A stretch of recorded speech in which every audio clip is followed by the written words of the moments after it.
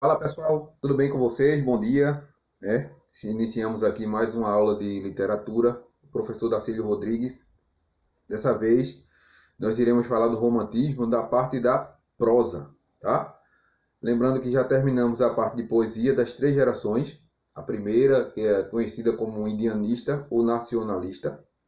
A segunda, a geração conhecida como mal do século, byroniana. E a terceira é a parte que vai falar da libertação dos escravos, né? Conhecida também como condoreira, tá? Só que eu falei para vocês que iremos ter dois momentos divididos em três etapas nas duas partes. Falei para vocês que teríamos o momento da poesia, foi o que já estudamos, e vimos lá Gonçalves Dias, Gonçalves de Magalhães, Pedro, Junqueira Freire, Castro Alves, Casimiro de Abreu, nessa primeira parte do romantismo de poesia, tá? E agora nós iremos estudar a parte da prosa, tá certo?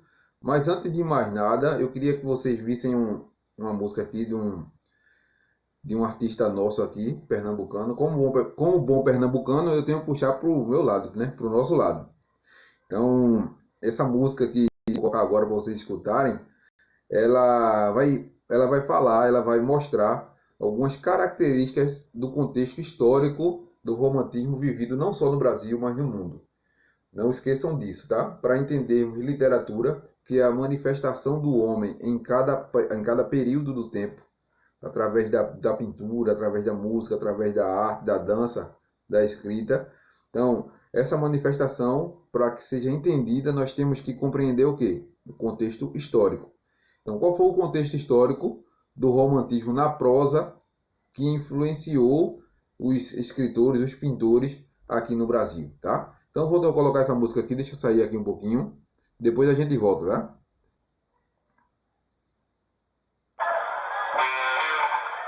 A praieira.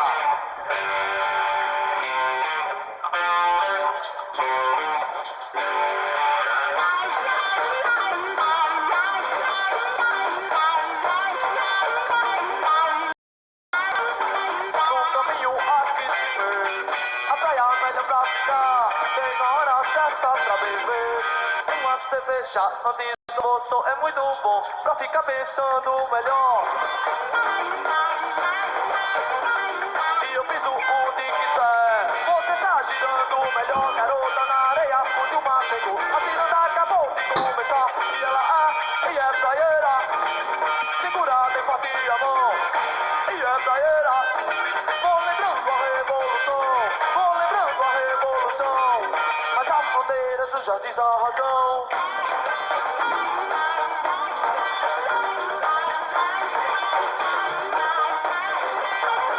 E na praia é que se vê a areia melhor pra deitar. Vou lançar uma ciranda pra beber uma cerveja antes do almoço é muito bom pra ficar pensando melhor. Você pode pisar onde quer, que você se sente melhor. Na areia onde o mar chegou, a ciranda acabou de começar. E ela é praieira. Segura bem forte a mão, e é praieira. Vou lembrando a revolução, vou lembrando a revolução. Mas há fronteiras dos jardins da razão.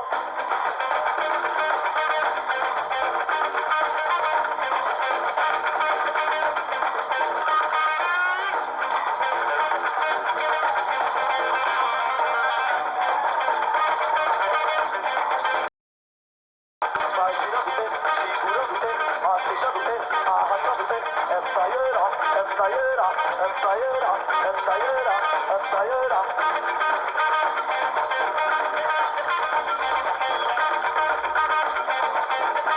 O caminho aqui se vê, a praia melhor pra ficar. Tem uma hora certa pra beber uma cerveja antes do almoço. Muito bom pra ficar pensando melhor.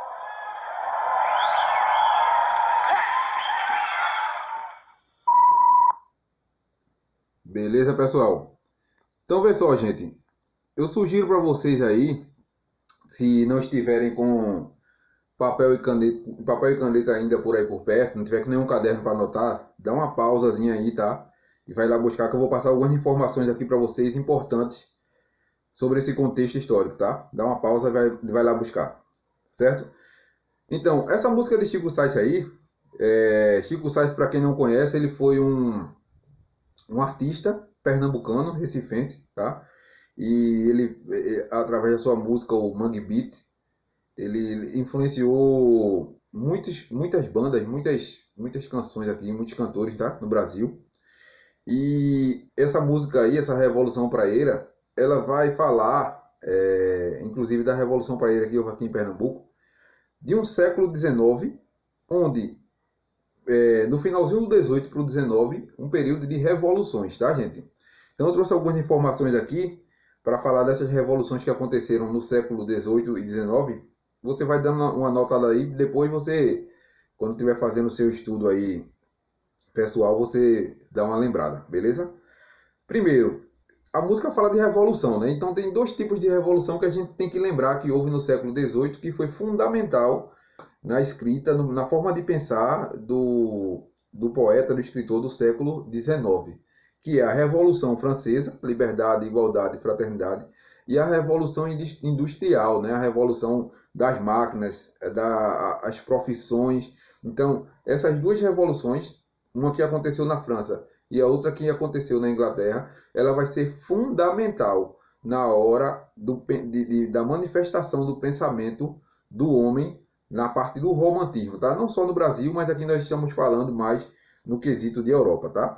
Vindo para o Brasil, gente, nós temos que lembrar algumas coisas, né?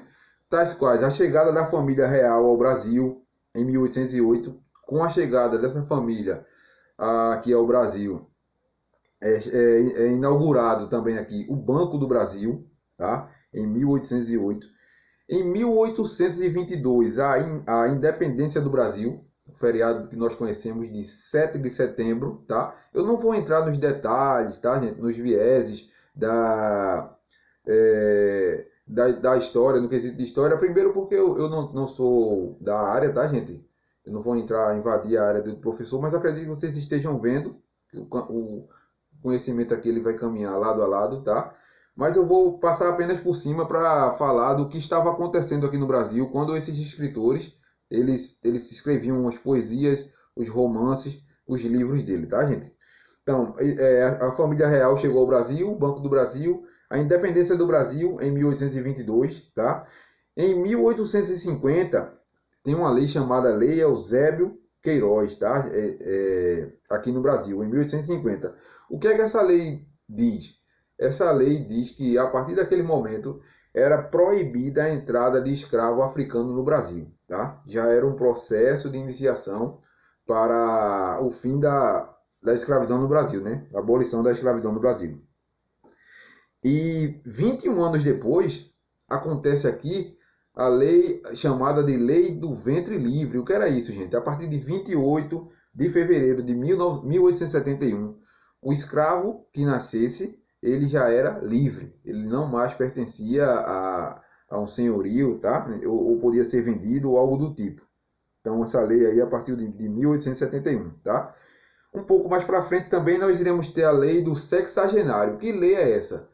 O escravo, quando ele completava 60 anos, ele era livre, ele era liberto. Mas só que ele, para ser liberto, o que era que acontecia? Ele tinha que pagar um valor ao seu dono, tá? Para ir embora, ou então trabalhar 3 anos a mais depois de 60 de graça, tá certo?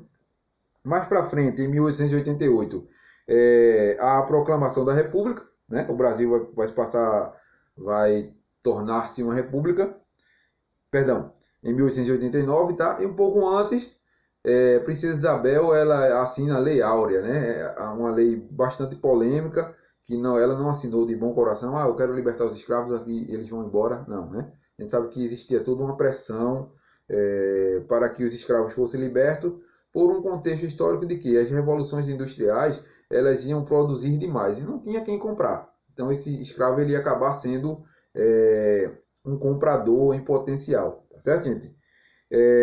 Mas como eu falei aqui, eu queria dar destaque para vocês aqui para entrarmos aqui no romantismo de aqui de vez, eu queria falar para vocês da revolução que houve aqui em Pernambuco, né?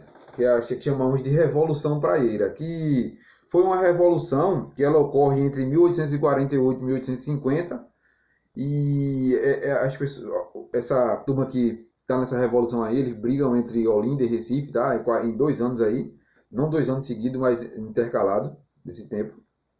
E dessa revolução aí, que é entre os liberais e os conservadores, eles colocaram algumas coisas em pauta, né? Que eles chamam de Manifesto ao Mundo. Então tem aí o voto livre, tem a liberdade de imprensa, o trabalho como garantia, o comércio só para cidadão brasileiro, né? A harmonia e a efetiva independência dos poderes políticos, a extinção do poder moderador, a nova organização federativa, né? Lembrando que mais para frente o Brasil ia se tornar na República, né? A extinção da cobrança de juros, extinção do atual sistema de recrutamento militar e a expulsão dos portugueses, né? Pernambuco sempre foi um ponto de resistência, né? Um ponto de resistência, vocês viram a história aí nas revoluções, na insurreição pernambucana, né? Então, tudo isso acontecia numa rua chamada Rua da Praia, uma rua que tem lá no Recife. Para quem não conhece, é aquela rua onde fica o Atacado dos Presentes, tá? Então, aquela rua ali é a Rua da Praia. Por isso, as pessoas que organizaram essa revolução, elas se reuniam ali. Então, por isso, dá-se o nome de Revolução Praieira, tá, gente? Então, nesse contexto histórico brasileiro, antes de entrarmos aqui em Alencar, nós iremos agora entender o que era que estava acontecendo no mundo, tá, gente? Para que esse romantismo chegasse aqui no Brasil. Porque, vocês sabem, né? O Brasil estava deixando de ser colônia para ser agora um país, uma república, né? Então vamos lá. Primeiro, gente, essa geração romântica, ela vai se influenciar diretamente numa geração europeia, tá, gente? Então, na Europa, essa geração romântica é conhecida também como geração histórica, tá?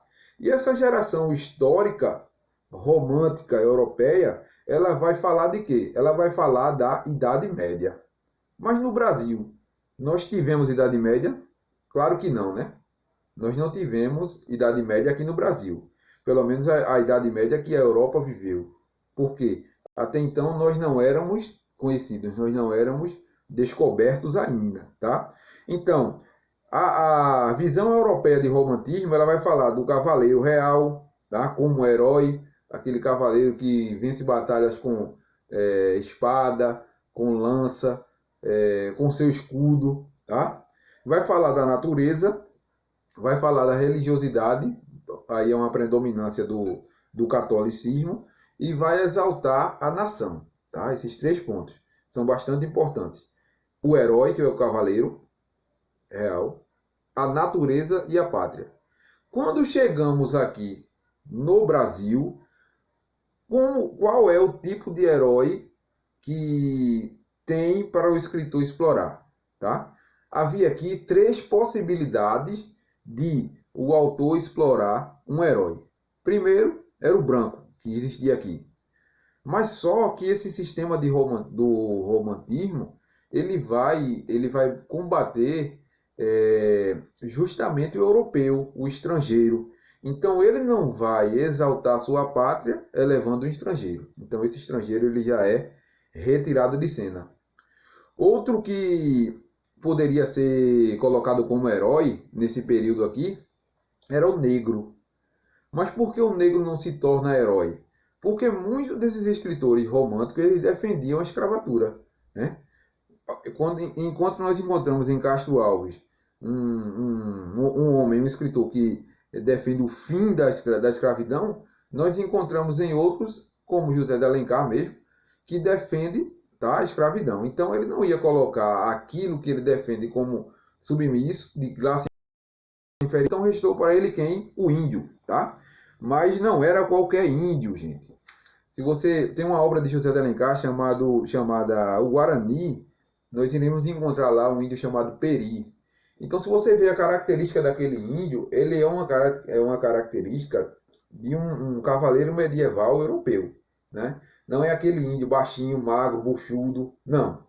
É um índio alto que, através da sua velocidade, quando ele está correndo na selva, quando bate com o peito nas madeiras, ele sai quebrando, destroçando tudo, né? É a representação do cavaleiro real, forte, alto, né? Bem decidido, tá? É a representação do cavaleiro real aqui no Brasil, tá? Outra coisa também, ele vai falar sobre a religiosidade. Quando vocês viram lá no primeiro ano, falando de quando os portugueses chegaram aqui, o processo de catequese dos índios, né? A primeira missa. Então, ele vai falar da religiosidade também presente no índio, tá? No romantismo. E por fim, o nacionalismo. Existe algo mais nacional do que o índio até o momento? Não.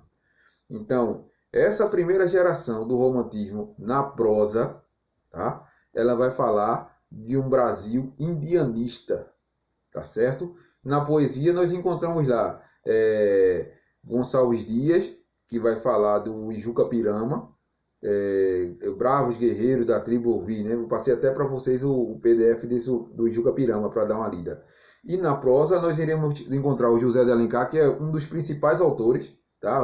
Um dos mais cobrados em vestibular. Existem outros, né? Mas para hoje eu separei o José de Alencar e separei uma obra para analisarmos. Iremos dar uma esticada mais ainda nesse período do romantismo, que é bastante importante, tá? Então, fechando essa primeira parte aqui. O índio, ele vai representar tudo aquilo que o romantismo europeu mostrou na Europa. A natureza, ele vai falar da religiosidade e vai falar do nacionalismo, tá, gente? Então, encontramos aqui, como eu falei para vocês, um camarada chamado José de Alencar, tá, gente? Deixa eu tirar aqui, que agora eu vou precisar dar uns risquinhos aqui na tela. Então, vamos lá. Quem foi José de Alencar, gente? José de Alencar, ele foi um dos escritores mais influenciadores do romantismo nessa parte indianista, tá? Então, ele é filho de um ex-padre com a prima desse ex-padre, porque na época não era comum, tá? Mas era normal as pessoas se relacionarem com primas, com empregadas, tá, gente? Era muito normal, era muito comum acontecer esse tipo de relacionamento, tá? Então, o pai de José de Alencar é um ex-padre, que depois ele vai seguir a carreira política no Rio de Janeiro e leva José de Alencar para lá também. A mãe de José de Alencar é a prima dele, no caso, né? A Josefina de Alencar. E um fato interessante sobre José de Alencar é que ele é chamado de Cazuza, veja, não tem nada a ver com o poeta aqui mais na frente, né? Mas ele tem esse codinome, esse apelido aí de Cazuza. Então, Cazuza, ou José de Alencar, né? Como queiram aí, ele vem para o Rio de Janeiro, ele é um cearense, na verdade, né? Que nasceu no Ceará aí em 1829, mas ele vem para o Rio de Janeiro e ele vai cursar Direito depois em São Paulo, tá? Então ele vive bastante nessa ponte aí, né? Entre Rio e São Paulo. Também aí ele vem para São Paulo estudar Direito, depois ele torna-se advogado, e inclusive ele chegou até a exercer um cargo, gente, de ministro da Justiça, tá? Em 1868 e 1870. Então essas são algumas curiosidades da vida de Alencar, tá, gente? Então vê só, aqui, como eu falei lá, nós iremos estruturar em cima de 3 vertentes, né? Primeiro, o heroísmo, que vem através do índio, o nacionalismo, tá? E por fim a ideia de pátria, né? Que eu falei para vocês. Esses serão os 3 pontos abordados, né? Como eu falei, perdão, a natureza, a religiosidade e o nacionalismo. Vamos falar agora do nacionalismo, né? Lembrando que o Brasil agora, gente, ele ia passar a ser independente em 1822, né? Então o que era ser independente, né? Nós víamos aí, desde o descobrimento, digamos assim, de 1500, aqui, os primeiros relatos que nós temos escritos, né? Assim, pelo menos na parte da literatura, nós encontramos aqui no Brasil, um Brasil que sempre foi ligado ou preso a alguém, ao estrangeiro, sempre ligado ao colonizador. Mas agora, gente, nós seremos independentes. Então, o que era ser brasileiro, né? Qual é a nossa língua, a nossa raça, qual o nosso passado histórico, né? Nossos costumes e tradições. Então, tudo isso era um grande abacaxi para ser descascado por quem? Pelos escritores românticos, né? Vocês viram na poesia lá que o Gonçalves Dias ele tem um papel fundamental na primeira parte do hino nacional, né? Então, nessa parte aí nacionalista, os escritores românticos eles são fundamentais, né? Porque, gente, coube a eles, né, a função de quê? De tornar um compromisso com a nação, né? De quê? De povo, de língua, de cultura. Tudo isso coube aos escritores românticos, tá, gente? Então, em José de Alencar, já que o Brasil ele não ia poder mais, como nação, se resumir a Rio de Janeiro e São Paulo, né, que eram os aportes econômicos da época, onde as faculdades já existiam, se bem que aqui no Recife já tinha a faculdade de Direito, né? Mas, assim, São Paulo e Rio sempre foram referência, inclusive Rio foi a primeira, a capital do Brasil, né? Então, nessa ideia de nacionalismo, o Brasil tinha que ser expandido, né? Então, José de Alencar, ele tem um papel fundamental, que ele escreve obras, né, aos 4 cantos do país. Ele escreve Iracema, que é uma obra que vai falar aqui do Nordeste do Ceará, né? Ele escreve O Sertanejo, que vai contar a vida do sertanejo, como é que ele vive, né? Os seus percalços, as suas dificuldades. Em Minas, ele escreve lá as Minas de Prata. Escreve também Senhora. E lá no finalzinho, lá na ponta de baixo do mapa, ele vai escrever o Gaúcho. Tá, gente? Então, José de Alencar ele é um escritor que escreveu o Brasil, digamos assim, quase de ponta a ponta. Porque ele tinha a ideia de tornar o país, a república, que seria proclamada em 1889, mas já estávamos num período pré-republicano, digamos assim. Então ele teria que expandir essa visão de Brasil, né? O Brasil brasileiro. Então José de Alencar ele tem esse papel fundamental nessa expansão, nessa nova formação de, digamos que um novo mundo, né? Algo que iria acontecer mais novo. Então José de Alencar ele tem esse papel fundamental, tá? E ele escreve, gente, o romance romântico. Vê só, gente, o que é o romance, tá? O romance são composições de cunho popular.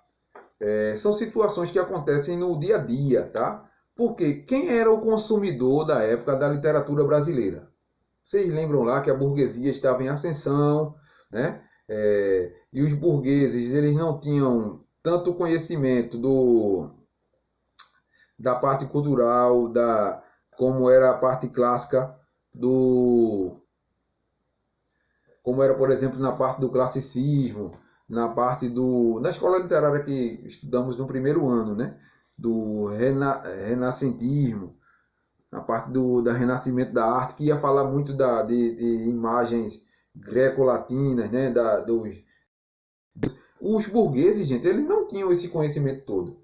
E era esse tipo de gente que ia consumir a literatura aqui no Brasil, tá? Então, os escritores eles se encarregaram de falar a língua do dia a dia, tá? De falar a história do povo brasileiro daquela época, tá?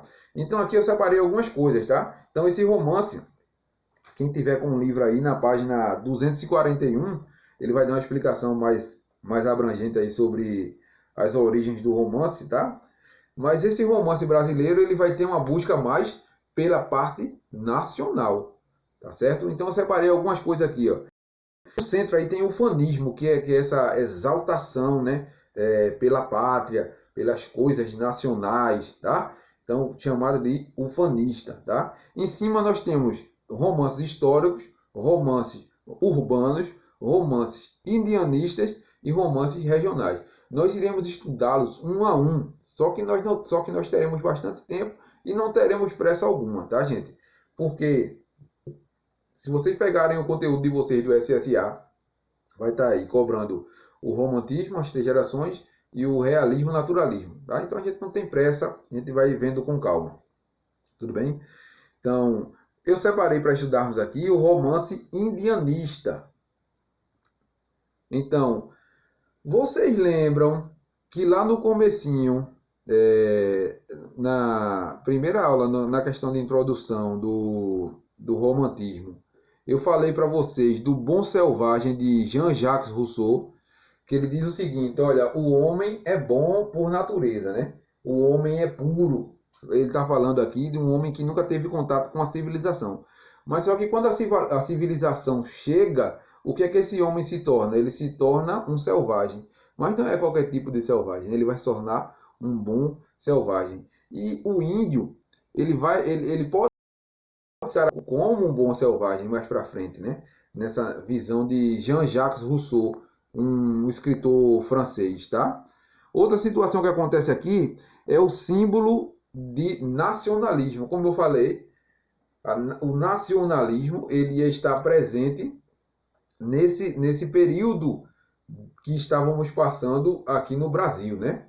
Que hoje é Brasil, né? Então, o índio ele tem essa forte influência nacional, porque foi o que nos restou para nos representar, né? O negro não poderia ser, porque era considerado de uma classe inferior e não poderia entrar na história. O colonizador ele estava sendo rechaçado, ele estava sendo expulso daqui, né? As revoltas, as brigas, as grandes revoluções que tinham por aqui era sempre expulsando, né? As revoluções, por exemplo, aqui em Pernambuco, a Revolução Holandesa, um pouco mais para frente, né?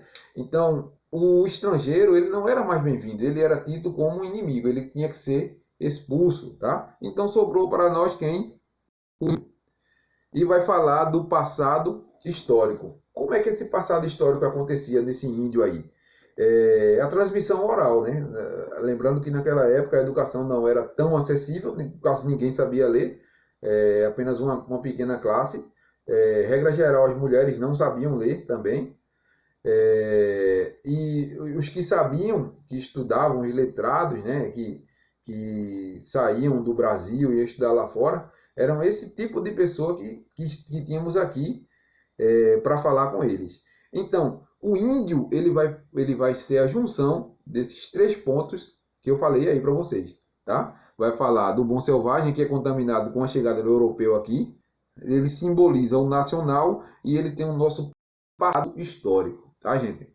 Então aqui, gente, em José de Alencar nós temos a chamada trilogia do indianismo. José de Alencar ele escreveu muita coisa, gente, mas eu separei essas 3 aqui, tá? Iracema, que é como se uma grande história, a história de uma Índia, que inclusive tem até o livro que o SSA cobra, e nós iremos analisá-lo nas próximas aulas, tá? Ele escreve também o Guarani e escreve o Ubirajara. Nós iremos em o Guarani e o Ubirajara passar por cima, um pouco assim, resumindo. Eu vou mandar os PDFs para vocês dos livros, tá? A gente vai dar uma resumida, mas em Iracema nós iremos estudar mais a fundo, né? Porque é o que mais cai, o que mais é cobrado na parte do vestibular, tá, gente? Então vamos lá. O Guarani. O Guarani, gente, ele é a idealização, tá? A idealização está presente a cada passo, tanto nas descrições da natureza quanto na apresentação dos personagens, tá? Ceci é a heroína adolescente, Peri é o bom selvagem, né? O índio que é contaminado pela chegada do estrangeiro, que Rousseau fala, né? E é um autêntico cavaleiro medieval. É aquele, como eu falei, aquele índio de 1,90 m, né? Com a barriga tanquinho, todo musculoso, enfim. É a representação do europeu no brasileiro, tá? É a representação do índio brasileiro como cavaleiro medieval. Então nós iremos encontrar isso aí em Guarani. Peri, ele é um índio que ele vence as batalhas, sai correndo no meio da mata e sai quebrando aqueles galhos de bambu com o peito, né? Enfim, é a representação do cavaleiro medieval nosso, tá? Alencar, ele escreve também algumas obras, né, gente? como eu falei aí, ele escreve o Guarani, o Birajara, a Viuvinha, todas essas aí, separadas em romances regionalistas, urbanistas, indianistas, tá? Nas próximas aulas separaremos por bloco. Nessa aula de hoje, nós iremos dar apenas uma introdução do que foi esse primeiro momento na prosa e um escritor de destaque, que é o José de Alencar, tá? Mas nós iremos estudá-lo mais profundamente por parte, tá? Sem pressa. Então ele escreve tudo isso aí, ó, Lucila, o sertanejo, o gaúcho, né? Demônio familiar, verso e reverso. Ele escreve também algumas obras, gente, que mais tarde elas irão parar no teatro, a representação do teatro, tá, gente? O estilo, né? O foco narrativo é em terceira pessoa, o narrador onisciente, aquele narrador que narra, que conta a história. O narrador que narra foi bom esse pronome aí, né? É o narrador que conta a história, né? Mas de uma maneira onisciente, tá? Inicialmente, o narrador participa da história, pois irá contar uma narrativa que lhe contaram de sua terra natal. Lógico que ele vai falar disso. Por quê? Como eu falei, como era que as histórias, até as histórias, as narrativas bíblicas, as narrativas de deuses gregos, como era que elas eram contadas antes da escrita? Que as pessoas aqui no Brasil já havia escrita, mas as pessoas não sabiam escrever. Era através da transmissibilidade oral, através da fala. Então ele vai iniciar o livro Iracema dizendo: uma história que me contaram nas lindas viagens onde nasci. Tá? Então o foco narrativo é esse, é repassar. Na verdade aí não há nada novo, há um repasse de história que era contado e José de Alencar brilhantemente, né, transformou em verso. Um livro muito complicado de ler, tá, gente? Você vai ter que, quando ler, você vai ter que ter um dicionário ao lado ou pesquisando na internet, porque é um livro de uma leitura pesada, tá? Mas é de suma importância para entendimento desse século de transformação que o Brasil estava passando, tá? Então nós temos alguns personagens, né? Nós temos aqui Iracema, que é um anagrama. O que é um anagrama? Por exemplo, você pegar a palavra amor, se você misturar a palavra amor, você vai formar a palavra Roma. Isso é o que chamamos na língua portuguesa de anagrama, é quando as palavras se misturam e formam outra palavra. Se você pegar a palavra Iracema, ela vai ser um anagrama da palavra América, tá? Então Iracema ela vai representar a América, vai representar o nosso Brasil, a América do Sul aqui, né? O nosso Brasil. Então Iracema ela se apaixona por um colonizador, o Martim, né? Que é o guerreiro branco que chega lá em Terra Potiguar e ele passa a habitar ali com eles, e dali ele tem um relacionamento com Iracema, né, que era prometida, ela não poderia ter um relacionamento, se casar ou morar junto, enfim, com alguém que não fosse da sua tribo, porque ela era prometida. Nós iremos ver isso aí no livro, tá? Mas mesmo assim Martim ele consegue conquistá-la e eles têm um filho. E depois esse colonizador, esse Martim, vai embora. Então, gente, quando José de Alencar está falando nesse livro, ele está fazendo um resumo do que houve aqui em Portugal, né? Os portugueses, aqui com os portugueses. Eles chegaram aqui, iludiram os índios e levaram as nossas riquezas, né? O ouro, na época o pau-brasil, que servia de tinta, né? Para a parte dos tecidos lá na Europa, enfim, para pintar. Então Martim ele vai representar esse colonizador que vem e leva a riqueza de sua tribo. No caso aqui, a riqueza é a Iracema, né? Então eu separei alguns personagens aqui para darmos uma olhada, sem dar spoiler em vocês, né? Tem o Poti, que Poti é um herói dos Pitiguaras, né? Amigo que considerava irmão de Martim. Tem Irapuã, que é chefe dos Tabajaras, que é uma tribo rival aí, a tribo dos Pitiguaras, tá? Tem Calbi, que é um índio Tabajara, que é o irmão de Iracema. Jacaúna, que é o chefe dos Pitiguaras, irmão de Poti. Tem Araquém, ou Araquém, que é o pajé da tribo Tabajara, que é o pai de Iracema. Calbi, ele faz parte dessa tribo aí, tá? E por fim nós temos aqui nessa parte, né, Batuiritê, perdão, que é o avô de Poti, o qual denomina Martim Gavião Branco. Veja a expressão que ele dá, né? Qual é a visão que nós temos do gavião, né? Aquela ave que está voando ali, né? Sobrevoando, esperando uma oportunidade para vir e tragar lá o pintinho. Então, esse Batuirité, ele chama Martim de Gavião Branco. Por quê? O branco está, lógico, ligado à parte da colonização, né? Do colonizador, do europeu, e o gavião que está ali ao derredor tentando tragar alguém daquela tribo ali, tá? Como eu falei para vocês, ó, o nome Iracema ele é um anagrama da palavra América, né? O nome Martim ele vai se referir a Marte, que é o deus da guerra e da destruição. Então vejam como é simbólico esse livro, né? Se eu tenho Iracema representando a América, eu tenho Martim, que é um deus da Grécia, que é utilizado bastante numa escola literária antes dessa, não sei se vocês lembram, né? Que vocês viram lá no primeiro ano.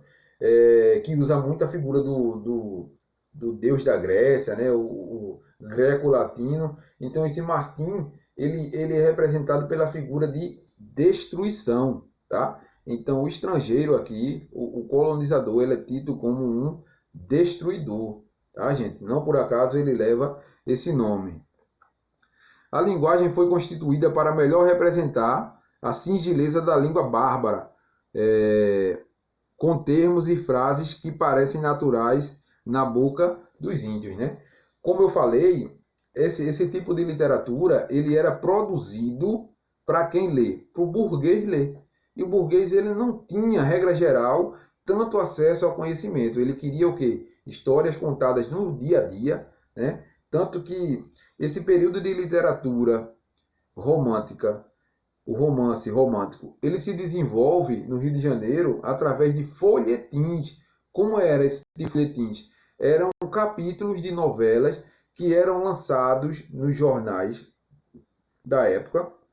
E no período que aquele jornal era lançado, um folhetim era divulgado também para falar um pouco dessa história. Então, vejam, era um tipo de literatura para alcançar aqueles que eram menos, digamos assim, letrados. Aqueles que precisavam, eles queriam entender, queriam ler, consumir literatura, mas que não tinha propriedade, tá? Intelectual para entender as obras latinas, gregas. Eles queriam ler e entender as coisas que passavam aqui. E como era que se chegava essa parte do romance aqui no Brasil? Através do jornal. Então ele pegava lá o jornal, ele abria e via lá um romance. E desses jornais, mais para frente, desses folhetins, foi que surgiram as novelas aqui no Brasil, tá?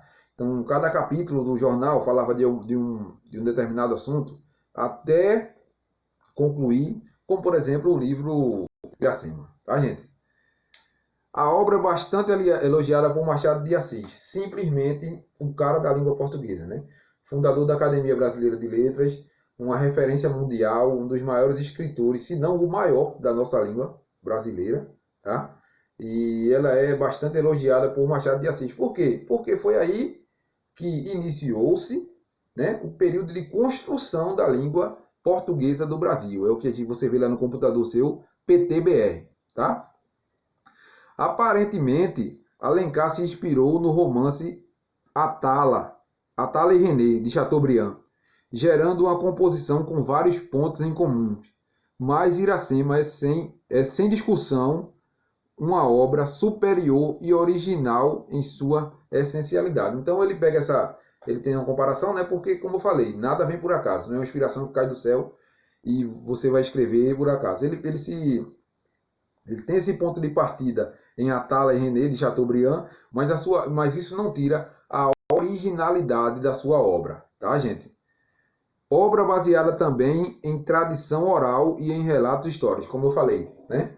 Ele escutava essas histórias aí e ia passando de geração em geração, e ele pega e coloca em livro. Tá, gente? Então, para fechar essa primeira parte aqui, bastante longa, de introdutória da geração indianista na prosa, tá? Nós estudamos hoje que o século XVIII, final do século XVIII, começo do século XIX, foi um período marcado por grandes revoluções, né? Por o fim da escravidão.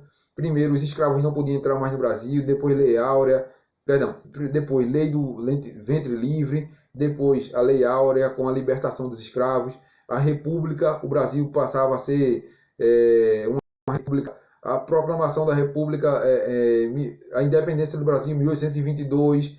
Então, tudo isso, esse contexto histórico, serviu para quê? Para um surgimento de um novo Estado, de um novo país, digamos assim, de uma nova nação, tá? Então, nessa nova nação, o que era que ia que ter?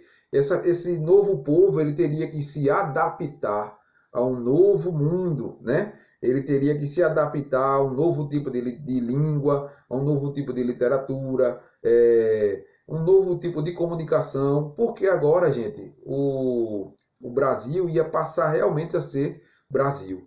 E ficou a cargo de quem? Ficou a cargo dos escritores, gente, principalmente dessa geração romântica de primeira geração, tá?